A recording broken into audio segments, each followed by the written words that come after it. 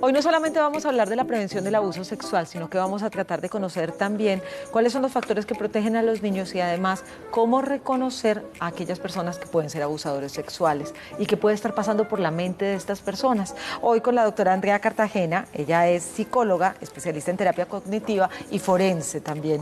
Bienvenida, gracias por acompañarnos. Muchas gracias. Qué bueno que está hoy con nosotros.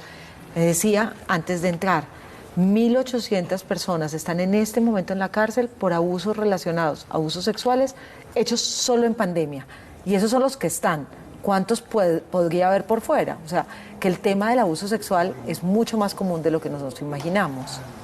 Sí, pues yo les agradezco el espacio porque digamos que es parte de la responsabilidad de todos, no solo de los profesionales en salud, sino de los ciudadanos, hablar de estos temas.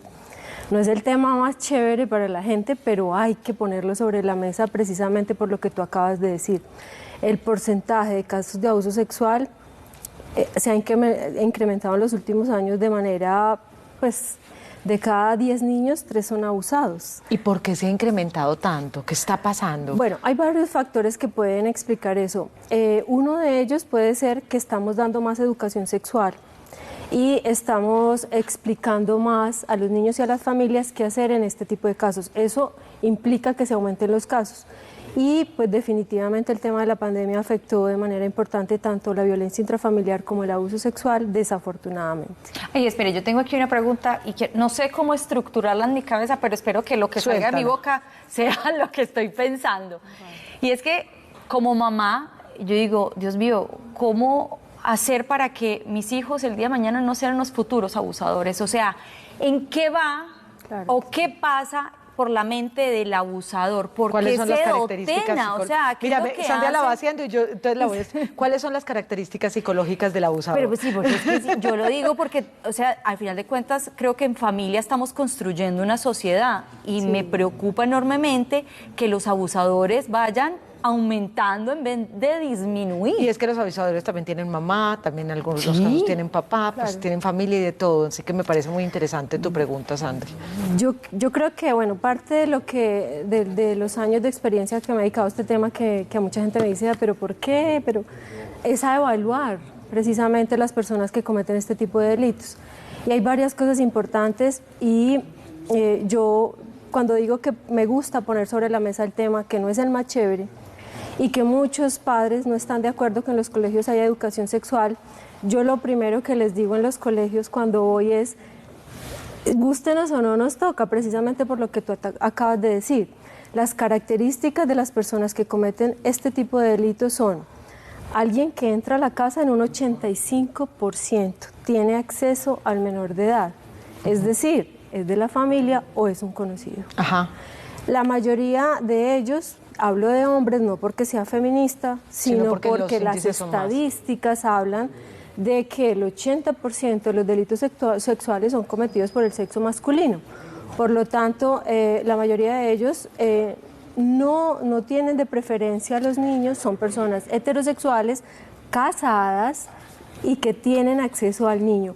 Por lo tanto, eso hace que las familias, los colegios y todos hablemos del tema y le hablemos a los niños del tema. No es entrar en pánico, pero sí ser muy realistas con las características de los personajes que cometen este delito. O sea, hombres se ganan la confianza, 85% pueden ser parte de la familia, pero tienen otras características especiales como son personas con gran labia o como es la psiquis de una persona. Es que a mí hay veces me gustaría como que uno pudiera abrir la cabeza pero además y meterse dentro del si cerebro estas personas también fueron abusadas, o sea, los niños que hoy son abusados o fueron abusados, ¿podrían ser los futuros abusadores? Bueno, esa es una creencia de la mayoría de la población y que ya hemos investigado en psicología criminal de manera muy profunda. ¿Qué encontramos?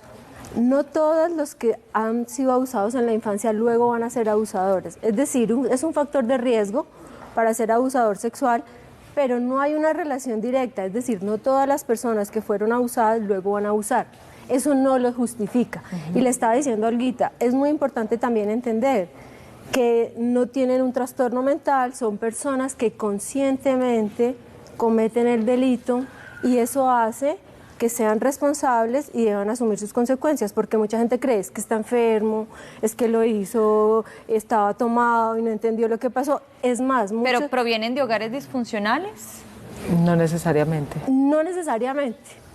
Esa es otra cosa importante. O sea, el que tú vengas de un hogar que está padre y madre, estabilidad económica, el niño fue a la superuniversidad, no le quita que sea agresor sexual. Obviamente hay unos factores de riesgo de pobreza, sí, que sí hacen que haya mayor vulnerabilidad. Pero este tipo de personajes quiero que la gente comprenda que son personas que tienen acceso al niño y que no tienen ningún trastorno, y muchos de ellos se justifican cuando ya son encontrados o acusados. Además son mentes brillantes. En que en ese momento estaban tomados, en que en ese momento no se acuerdan de lo que hicieron.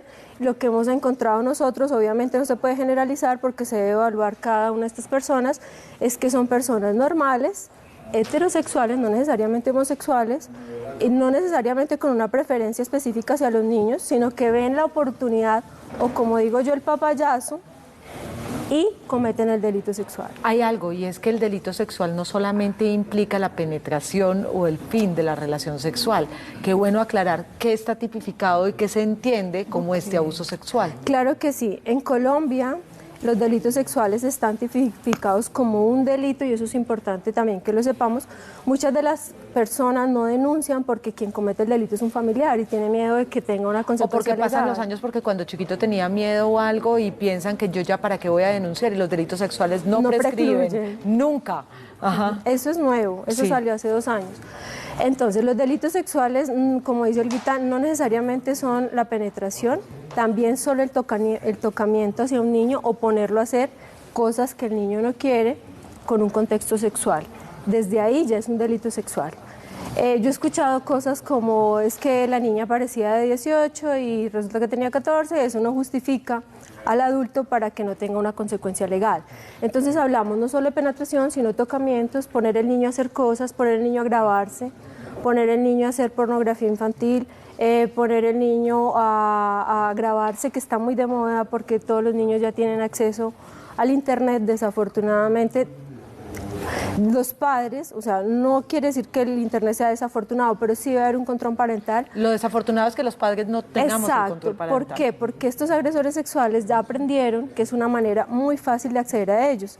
Entonces ponen perfiles falsos de que son adolescentes y terminan cometiendo. Se meten a los juegos que Sí, son en línea, sí. les hablan como pelados, les empiezan a hablar de su lenguaje. Digo que es que y son luego van mentes ganando. brillantes, muchos de ellos son mentes brillantes porque logran crear todo un personaje ficticio para ganarse claro. la confianza. Pero vení, a mí hay algo que me tiene un poco inquieta, y es, por las características del perfil psicológico que tiene un abusador, hablaríamos yo creo que más de un 90% de las personas, es decir, puede estar en cualquier parte, disfrazado bajo cualquier Sí, papel. claro. Esa es parte de la tarea difícil de hacer prevención, que no están con cachos y con cola y uno los puede ver por ahí. Ajá. Porque como el 85% es alguien que tiene acceso a la casa o a la familia o al niño, por lo tanto no es fácil identificarlos. Por lo tanto la tarea está en hacer prevención en la casa y con nuestros niños. Entonces vamos a la prevención. ¿Cómo Vale. debo hacer esa prevención en casa?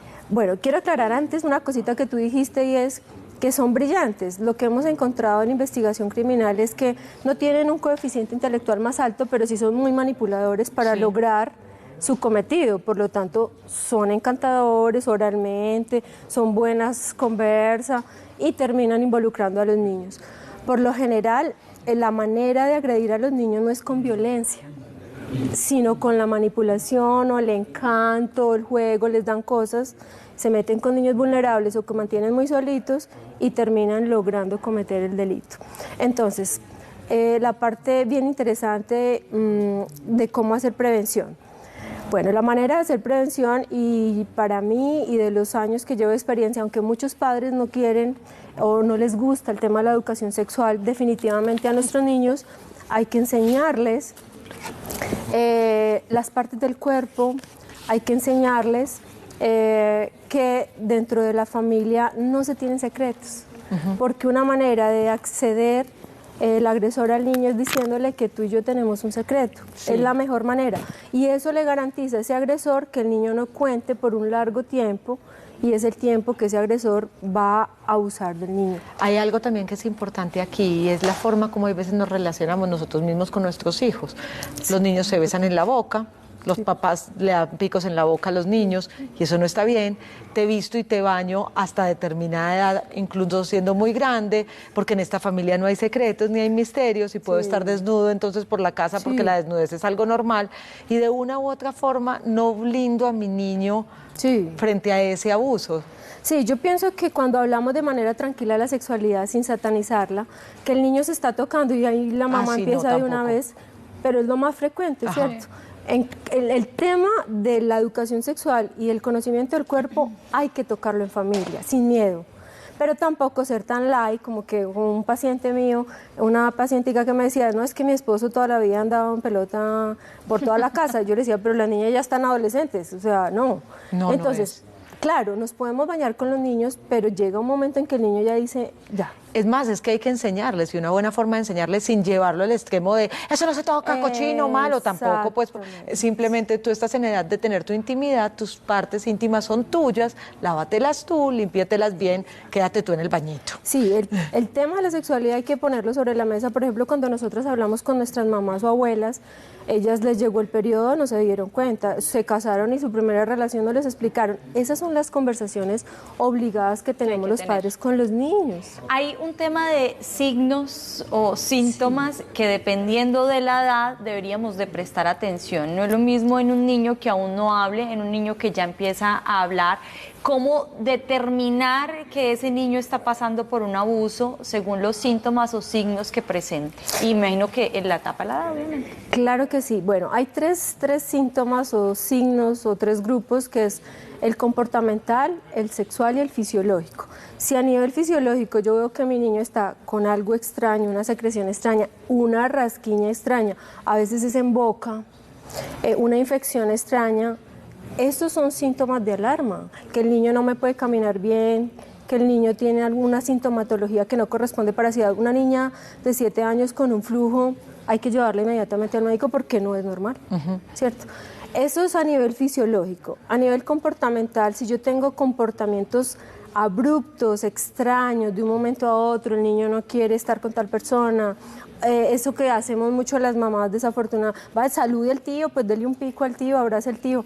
Ahí yo creo que ya hemos aprendido nosotros que no hay que obligar a los niños y hay que enseñarles a que si el niño no quiere que se pase este límite, lo tenemos que respetar. Mamá, no me gusta que me abracen, no me gusta que me den picos, está muy bien. Entonces, a nivel comportamental hay que estar como muy alerta. No quiere decir que con cualquier comportamiento extraño el niño está siendo abusado, no, pero sí estar muy pendientes porque algo le está pasando. Es cierto, y había escuchado por una profesional, que cuando hay veces los niños se devuelven en las etapas, entonces son niños que ya entran al baño solos y de pronto vuelven a hacerse la popis en los calzones y todo eso, podría ser un índice de que algo está pasando. Claro, eso es muy clave, es muy importante. Si yo ya tengo un niño que controlaba esfínteres, que ya iba al baño solito, que ya avisaba y de un momento a otro se retrocede como en la etapa del desarrollo, se empieza a chupar el dedo, se empieza a hacer otra vez en los pantalones y él ya controla esfínteres, es un comportamiento de alarma que debo tener en cuenta. No sé si es un abuso sexual, pero sí es un comportamiento de alarma. Hay que estar muy atento a cómo juegan nuestros niños también, porque hay veces con los juegos se pueden ver cosas. Sí, sin satanizarlo, porque es normal que en las etapas del desarrollo los niños jueguen a ser novios y a darse picos. Entonces, yo pienso que cuando uno le pone esa malicia, pero si está alerta, logra detectar si el niño le está pasando algo. Y hay un último grupo, que son los comportamientos sexualizados, que no deberían corresponder para ciertas edades. El niño que tiene comportamientos de adultos, de tocar a alguien, de quitarle la ropa, de hablar de sexo oral o cosas así, son comportamientos que nos deben llevar a pensar, que está viendo, que está mirando en internet, alguien le puede estar hablando o poniéndolo a ver cosas, porque tiene un lenguaje, unos comportamientos que no son acordes para la edad. ¿Tú qué haces normalmente? ¿Atiendes? Yo ya sé que atiendes a veces a personas que están precisamente con sentencias por abuso y también a niños que están en este momento. Sí. Bueno, un psicólogo forense, ¿qué hace? Que es una pregunta que me hacen mucho. Sí. Evaluamos agresores o presuntos agresores o personas que están siendo acusadas de este delito, niños o víctimas adultas que también son víctimas de algunos delitos, ¿Para qué? Para llevarle luego esa evaluación a un juez o a una instancia legal para que tome decisiones de saber qué hacer.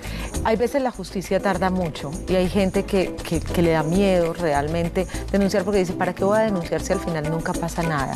¿Por qué les dirías tú que es importante denunciar? Bueno, yo creo que ya es importante tocar un tema súper importante que la gente debe saber, y es qué hacer en caso de una sospecha de abuso. Primero, la gente debe saber que lo ideal sí es poner un denuncio para poder acompañar a esa víctima de una manera integral. Las personas pueden ir o a la comisaría de familia o a la fiscalía, o pueden ir a cualquier institución de salud, llámese clínica, hospital, un médico, un profesional de la salud, inmediatamente va a ser atendido. También los sistemas educativos tienen la función de detectar estos casos y acompañar. ¿Por qué se debe ir? Porque si la persona se queda solita, o esa mamá o ese papá, con el caso no va a saber cómo manejarlo. Y la idea es tener prevención, si pasó que no vuelva a pasar, y que tengamos adolescentes y adultos con una buena salud mental. Qué maravilla tenerte acá en el programa. Muchísimas gracias de verdad por acompañarnos. Muchas bueno gracias a ustedes contigo. por tocar estos temas y bueno, pues... No, aquí te volveremos a invitar. Estar alarma, pero, o sea, ¿cómo se dice? Como estar prevenidos y atentos, no dejar de hacer nuestras vidas, porque tampoco se debe tener nuestros hijos en una bolita de cristal, pero creo que sí hay que entender cuáles son los signos de alarma y alerta para prevenir este tema que podría causarles tantos dolores de cabeza, no solamente al abusado, sino a quienes están alrededor del abusado. Yo te digo porque lo veo constantemente en consulta. Uno de los casos más frecuentes de consulta que no se sabe, hay veces van por amor propio y hay un abuso detrás. Hay veces hay múltiples separaciones, hay un abuso detrás. Hay un montón de situaciones porque el abuso desafortunadamente está muy presente en las familias de toda Latinoamérica. Así que gracias, de verdad. Muchas gracias. Vamos a separarnos un segundo y ya regresamos.